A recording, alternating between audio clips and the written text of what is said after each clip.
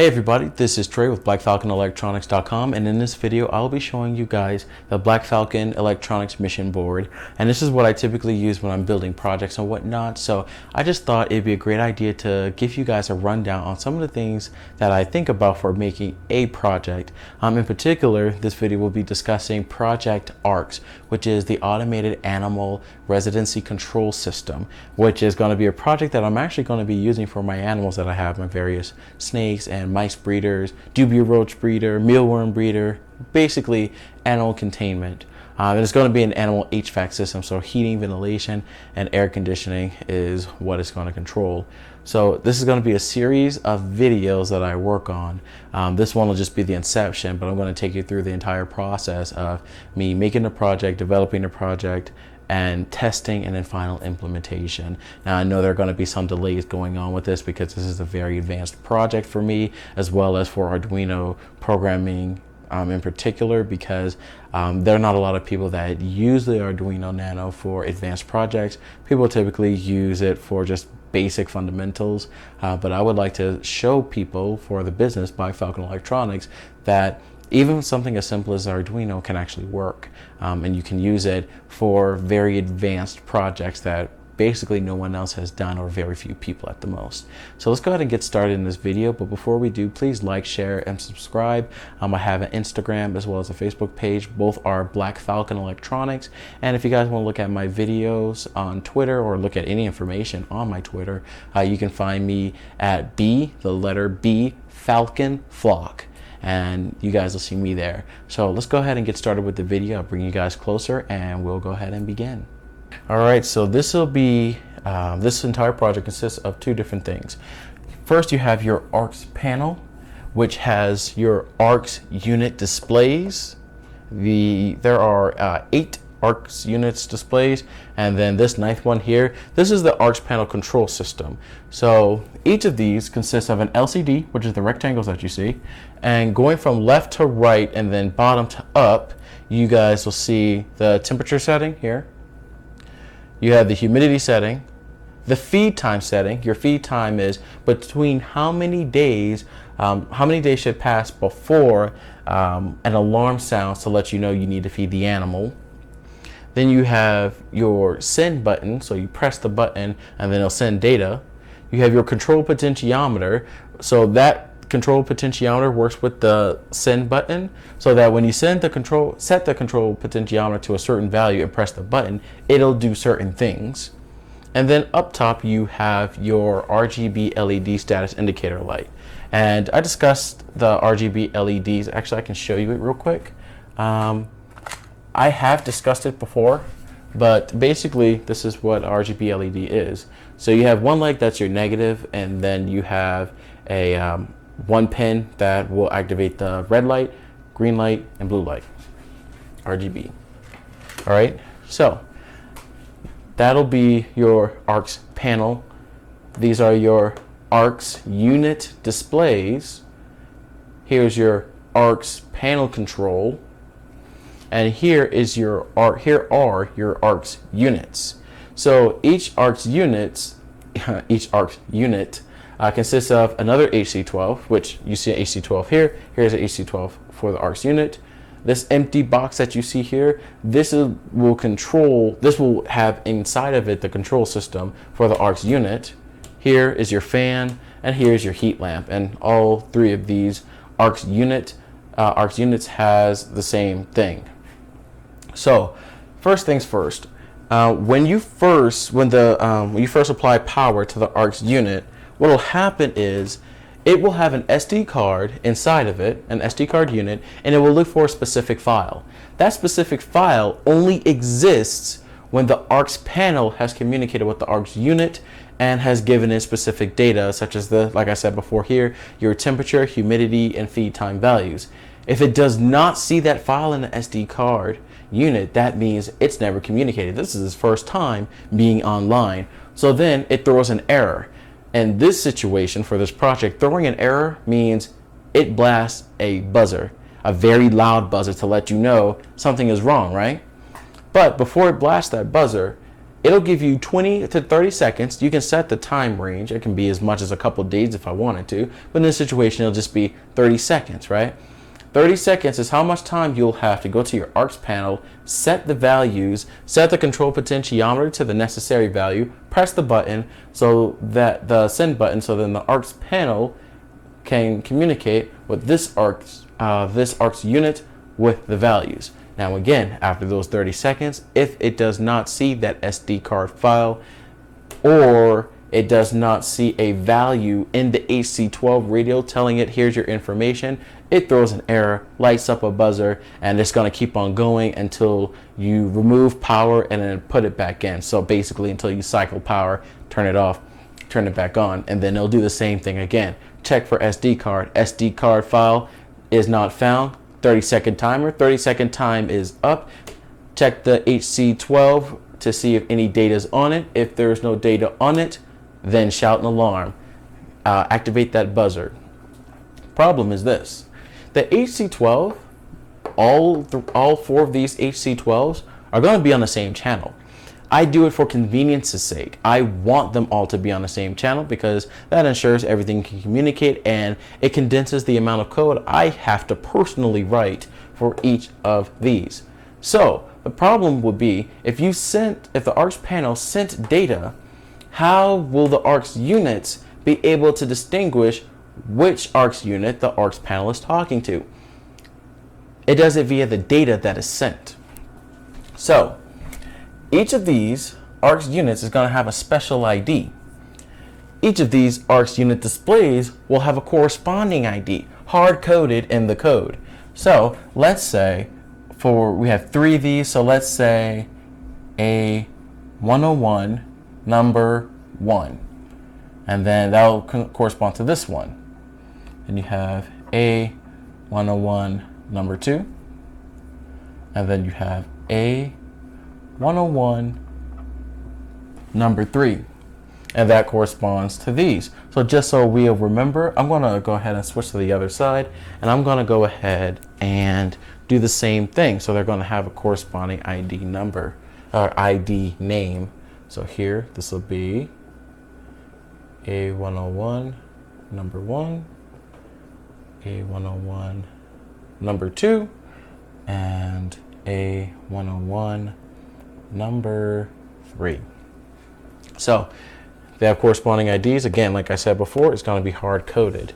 So now the question is, now that we have everything hard coded, what is the information that is going to be sent to each AARCS unit? Now, the string that will be sent will be in this format. It will consist of device name, then it's going to have the heat value, heat val, the humidity value, which we'll just shorten to hum val, the feed value, which will be feed val, and then your communication type, which we'll have as your com val. Now, your com val, your communication value, there are going to be 3 of those. So look here at com val, and there are 3 types, and we'll call the com value the IEV value. So the I will be initial, E will be echo, and the V will be verified. Okay. So again, your com value can also be known as your IEV value, right? So when it's sending information, let's say the AARCS panel is trying to communicate a value to A101 number 1. This will be how the code is arranged. So what will be sent in real time will be A101 number 1. The heat value, let's say we want the median heat value to be 090, the humidity value to be 30%, the feed value to be every 10 days, and the IEV value would be I.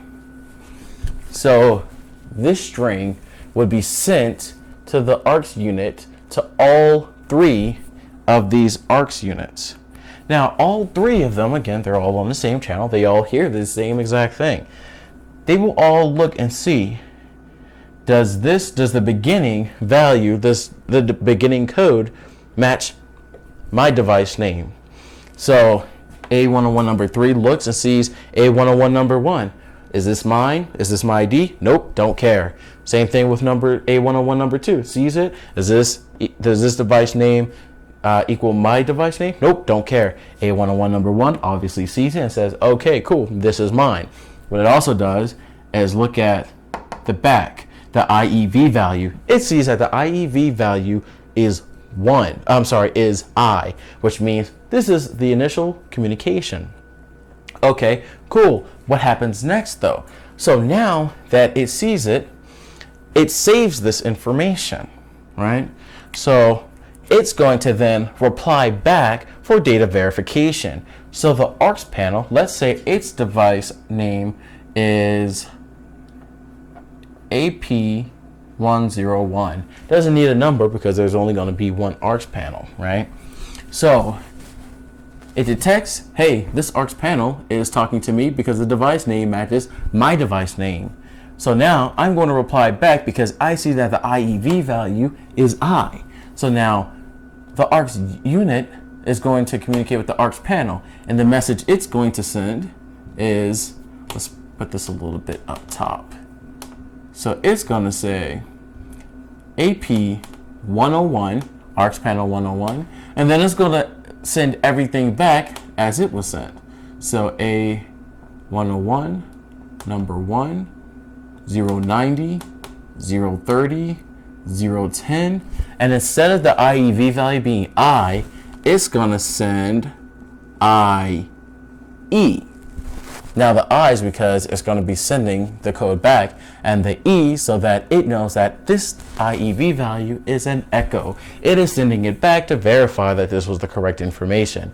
The AARCS panel receives this information, and it looks and sees, okay, AP101. Oh wait, that's me. All right, cool. Then it looks at the end and sees the IEV value is E.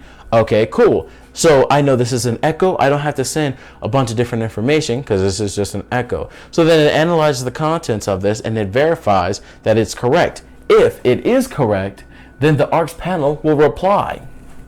So then the AARCS panel will say the same thing with a little change. A101, number 1, 090, 030, 010, V.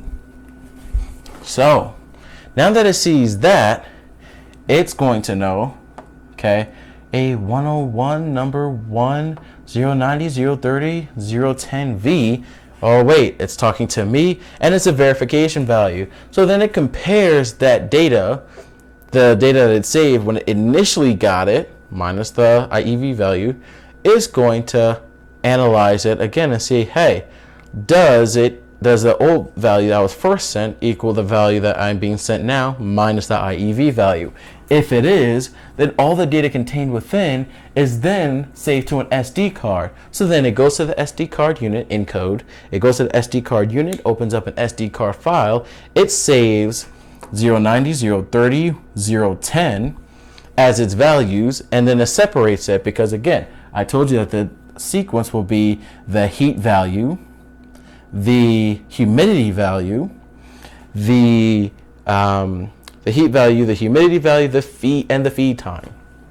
And it saves it as just that. And then since it's in the SD card, if the power were to somehow cut out, or if it had to reset for some reason, it's going to go in the SD card unit, open up the SD card file, and see that this exists. It'll take all that information out and apply it for the sensors, right? That's what's going to be, that's how everything is going to end up working, right? So quick overview. This first turns on. Let's say this is the first time this has been turned on, right? I'll give you both instances. First time it turns on, goes to the SD card unit in code, opens up an SD card file because it's looking to see if this information is set, the heat, humidity, and feed value. If it sees it does not exist, that means this is the first time this thing has been on. It has never talked to the AARCS panel in its life. So then it goes and sets a 20, let's say 30-second timer. That means I have 30 seconds to set this panel, this AARCS display unit, unit display. I have 30 seconds to set it and to send that data from the AARCS panel to this AARCS unit. After those 30 seconds, it'll do one thing. It goes to the HC12 encode and it checks to see, hey, do you have any data available? No, there is no data available. Let's go check that SD card one more time. Go to the SD card unit, look for that SD card file that has this information. It sees there is no information despite the fact that it just gave you 30 seconds to send the info. It freaks out. It loses its goddamn mind and it blares a buzzer that I have used before for my alerts, for alarms. It's very loud and it's very annoying, and it will let you know you did not set my information for the animal that's contained within this tank. You need to do that. So then what the user would have to do is unplug it, plug it back in, then it does the same thing. Now let's say this has been turned on. This has already communicated with the AARCS panel. Let's say there was a power outage, for example, right? But it has already talked. So it does the same thing I said before. It checks to make sure everything's good to go. It opens it goes to the SD card unit, opens up an SD card file. It does a search for the values that this AARCS unit is supposed to be in. It sees that file, meaning that it has communicated with the AARCS panel. Then from there is no timer that is needed. It just goes ahead, it retrieves all those values, it sets it. So then now let's say it was 090, 030, 010, then it knows that the median temperature needs to be 90 degrees. The humidity needs to be a median of 30%, and then the feed value will be 10. So every 10 days an alarm goes off telling you, hey, you need to go ahead and feed this animal. That's all good and dandy, right? Let's say it gets too hot. It has a sensor. I will show you that in a few minutes. It has a sensor and it detects that the temperature is way too hot above the median value. It activates a fan and it deactivates this heat lamp. I don't know if I described it before, but this here is your antenna, this is your control unit, this is your fan, and this is your heat lamp, which will provide heat for the entire enclosure. Shuts this off, turns this on until the temperature gets within range, then it shuts this off, and then if it gets too cold, then it shuts this on, and it turns this on and it shuts that off. It always varies to make sure that the temperature and the humidity is within range, right? So let's say I want to deactivate A101 number 1 AARCS unit. Let's say it's for repairs, or let's say, God forbid, the animal died. So I would set the control potentiometer to another specific value that will be displayed on the LCD. I press that button. It detects both values, both triggers have been set. So then it sends through the HC12 to this HC12, this same thing, except it will not be this sequence because, again, this is being deactivated. It'll send, let's say if we're talking to A101 number 1, it'll say A101 number 1, deactivate I.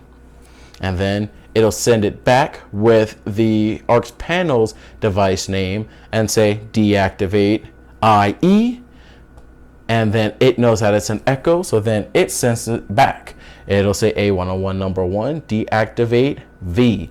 It receives that, it goes to that SD card unit, goes to the SD card file, it deletes it, and it shuts everything off. The fan will not work anymore. The this here heat lamp will not work anymore. HC12, everything deactivates.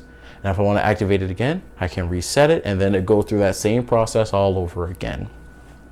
That is how I want this to work as of right now. Of course, it could change.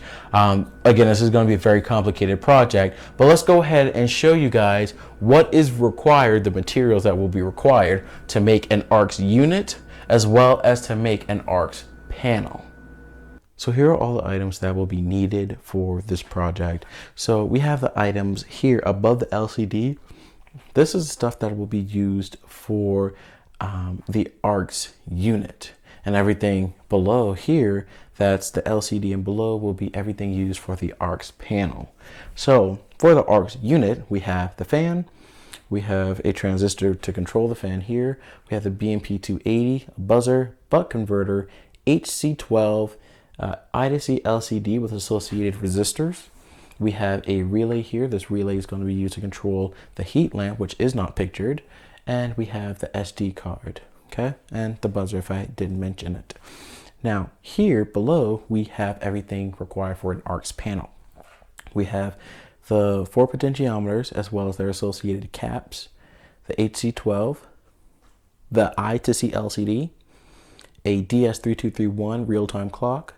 We have the digital and analog port expanders, SD card unit, buzzer, RGB LED, Arduino Nano, buck converter, and the associated resistors for the RGB LED.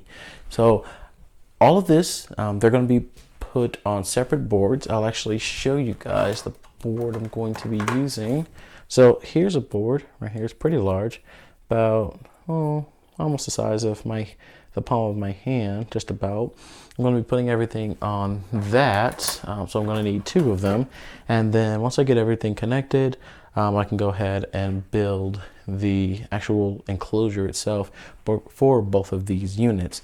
Now that heat lamp is going to require a fixture, just like you guys would see, with any lamp essentially, except it's going to be on a string. So let me go grab that for you guys. And here is one right here that's already fitted for a relay. So here is a heat lamp. This one gets very hot, 150 watts. This won't be necessary for most of the animals. And here is the fixture that I'm going to put it in. Now, as you can see, I cut a portion of it and I put these wires connected to these wires, which will connect inside of the relay, which will activate and deactivate depending on if it's too hot or too cold. Now this unit here, this BMP280 or BME280, I'm sorry, this determines the temperature, the humidity, the altitude, and the barometric pressure inside of any type of environment. So I'm going to be using that. It's very powerful. It's actually pretty accurate. I tested it for Project Orb, which is my automated unmanned reconnaissance airplane, and it had a 40-foot accuracy. So it was off just by 40 feet when I checked it with the actual altitude of the city that I live in, which was pretty ridiculous for something that you can get relatively cheap for its power. So these are all the items I'm going to be using. I'm pretty excited for it, but yeah, this is going to be one heck of a project to develop. So a couple things that I forgot to mention was 2 things. First, when the data is actually being sent, whether it's being sent from the AARCS panel or there is actually an SD card file that has the values that that each AARCS unit needs to be set to, it's going to verify it. It's going to verify it by ensuring that the heat, humidity, and feed time values are at a minimum setting, and that's to ensure that I didn't make any mistake. For example, if I put the feed time value at 0, that means technically the animal never needs to eat. There never needs to be an alarm. That doesn't make any sense. So when it analyzes it, it ensures that, for example, the heat is set at a minimum of 80 degrees, that the humidity is set to be at least 30 degrees, because it's unlikely I'll have a desert dwelling species, but I can adjust that if necessary. And that the feed time is at least at a 1-day interval or more, which means that the animal eats at least once a day. There is no real maximum, depending on what animal I get. It can change. And then once I have all that set, it'll also, once it does that, another thing I forgot to mention was how the AARCS panel displays the units, like the values, the heat, humidity, temperature, and whatnot. How is it going to display those values to the LCD? Well, what I'll do, I'll have a specific potentiometer value associated with sending data and doing data retrieval to display to the LCD. So let's say I want to know what the values are right now. Set the potentiometer to a certain value, press the button, and then it'll send data. It'll do it sequentially. So it'll go for A101 number 1, number 2, and number 3, and say, hey, give me all your data as far as your current temperature, the current humidity, and the current feed time. It sends that back, and then it displays it. Then it, of course, it's going to do the IEV values as discussed before, and then it does the same thing for the second and third one, fourth one, fifth one, so on and so forth, until there isn't one left. So what I would like to do is there have to be a specific subroutine made so that it knows which ones, which AARCS units are active and which ones aren't active. So of course I'll have to have some type of directory associated with that so that it knows where to send the message to, like what AARCS unit to send what data to. So that's the video. I know is very in-depth. It's something that I normally don't do, but I just want to show you guys, anyone who's interested in coding, anyone who's ever talked about it, wanted to show that like this is stuff that I don't do this every day, but this is something that I do on the daily, every other day, once a week or so. I have a list of projects that I want to get started with, but I'm doing it on a sequential basis based upon what is most immediate, what's the most immediate need to me. So something as simple as the Arduino Nano, a lot of people do this like for their kids or whatnot, but this is something that has functional use. Instead of, you know, having to spend a lot of money on having to buy something from someone, I could just make my own. Now, of course, you need a background, a pretty decent background in coding, and it did take me 2 years to learn how to code this and to be confident enough to where I can build my own things. A lot of headache, a lot of troubleshooting, a lot of hard work, but I believe it's worth it. So check out my site, blackfalconelectronics.com. Thanks for watching. Please like, share, subscribe. Let's see if we can get a minimum of like 20 likes. So make sure you comment on this. And again, you guys can see me on social media. On Twitter, it is the letter B, Falcon Flock. That would be my Twitter. For my Instagram, as well as my Facebook, as well as my YouTube and the website, it's all Black Falcon Electronics. So I'll see you guys in the next video, and I hope you guys have a very blessed day. See ya. Bye.